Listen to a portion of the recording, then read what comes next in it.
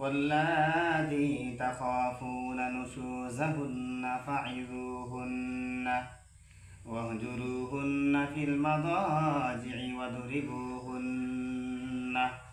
আল্লাহ রাব্বুল আলামিন বলেন, নারী যদি অবাধ্যতা হয়ে যায় তাহলে তোমরা তিনটা পন্থা তোমাদের জন্য রয়েছে, তিনটা অপশন তোমাদের রয়েছে, সেগুলা তোমরা ব্যবহার করবা।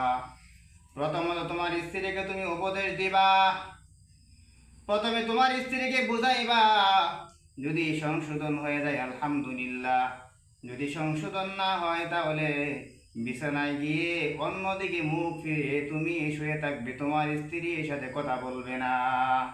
নাম্বার 3, হালকা প্রহার করবে, তবে এমন প্রহার করা যাবে না যেন জখম হয়ে যায়, রক্ত প্রবাহিত হয়ে যায়। এই তিনটা পদ্ধতির কথা আল্লাহ রাব্বুল আলামিন কোরআনে কারিমের ভিতরে আল্লাহ বলে দিয়েছে।